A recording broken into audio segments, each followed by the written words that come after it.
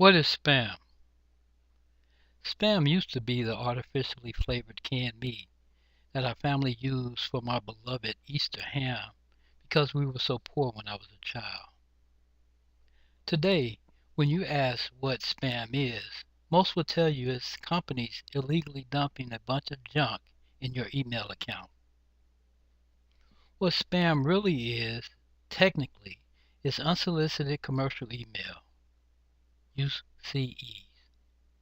In plain English, spam is annoying emails you didn't ask for from companies you don't know selling products you don't want.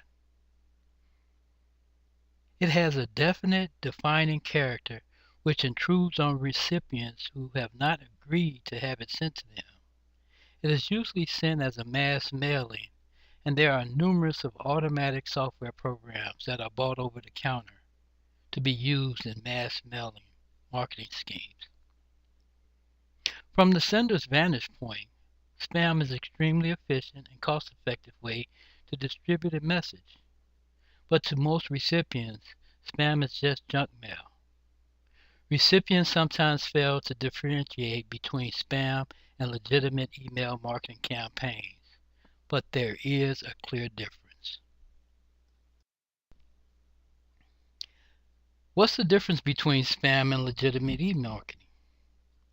The essential elements of legitimate email marketing campaign are that it is a permission-based, meaning that messages are sent to people that have expressed interest in receiving such mailings. Typically, messages are sent to smaller targeted group of recipients. However, unfortunately, since the spam is unsolicited commercial email, this sticky term applies to other types of mass mailings also. Here's a slight breakdown on spam categories by percentage. 19% product marketing messages. Another 14% are financial service marketing messages, and 14% of adult content marketing messages. We also have internet-based service marketing messages of 14%, an overall 10% fraudulent messages, and 24% of health, leisure, or spirituality related messages. The last 5% are other spam messages. Why am I presenting this to you? To educate you on spam, terrible myths must be debunked about spam, and then teach you about the good business practice of using spam to reach more customers. So today, I'm representing the Channel Harmony and Radio Minneapolis station, Charm, which is a creative channel mixing and radio station group of 5 of the most lucrative radio stations in the metropolitan Minneapolis area. Our member radio companies play the top-rated music labels that comprise the most vibrant set of radio stations in the region.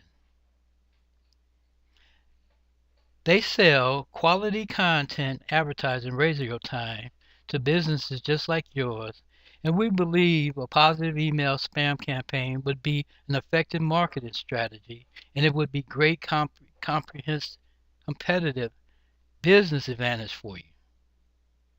If you would just place your products and services on our medium in order to reach the more than 2.5 million listeners that we serve daily.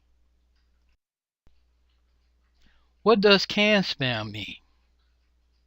Well, in 2003, the piece of legislation passed by Congress that regulates commercial email was introduced and called the Controlling the Assault on Non-Solicited Pornographic and Marketing Act, or canned spam for short.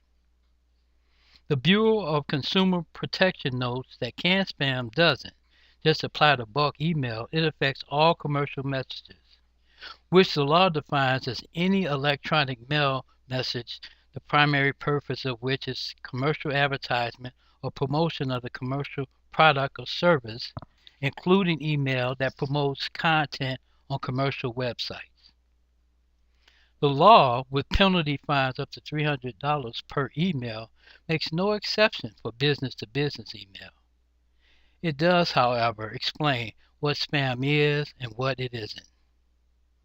This is the most complicated part of the legislation because it says what the business should be paying attention to no matter what the size of the company is. So not only can it be expensive, it can also land you in jail with criminal penalties for violators. To send email to only people that want it is a tricky matter, and it means that your business emails need to comply with three main areas: unsubscribe, content, and sending behaviors. Number one, to include your valid physical postal address with every email is one of the first criteria. Two, to provide a clear and obvious way to opt out of every email you send and honor that unsubscribe request within 10 business days. And three, to use clear from, to, and reply to language that accurately reflects who you are. This applies to every person or business sending the message, as well as the domain name and email address. So we must ask, is spamming a crime? Spam should be protected by the First Amendment, freedom of speech. Or is criminal liability ever appropriate for spam? Are the two most debated questions concerning this subject to date. The laws that Congress passed that legislates how and when a business can send emails to customers or potential customers has an inherent flaw. It's all legalese. So people really don't understand it. As marketers, this makes our job more difficult, but nonetheless, it affects us. So we've got to pay attention. I understand that many of us as marketers have an aversion to advocating for spam, and I feel it's understandable because of the way the law has categorized canned spam as any electronic mail message and whose primary purpose, which is a commercial advertisement or promotion of commercial product or services, including email that promote content on commercial websites, which gives a lot of reasons to spam. Nonetheless, wanting to promote it is not really the question. Regardless of our personal opinions about spam, it is critical to understand that the law and policies which surround it give strict guidelines for its usage, including having valid physical postal addresses for every mail, providing clear and obvious ways to opt out of every email sent, and honoring the unsubscribe request within 10 business days ensures our compliance with the law. So, what is content marketing? Well, content marketing is instead of pitching your products and service, you are delivering information that makes sense. The essence of this content strategy is the belief that if we as businesses can be effective at content marketing, it is essential to have and be documented. Now, what is your business strategy for using content marketing? What we will present as your marketing strategy and what it will look like will be legal, ethical, and profitable. Using content marketing and incorporating all the safeguards of creating and distributing relevant and valuable content is attractive, acquires, and engages clearly defined and understood target audience. With the objective of driving profitable customer action is what we're looking for and offering for your business, that's what we would offer you as our service. Basically, content marketing is the art of communicating with your customers and prospects without selling. It is non-interruption marketing.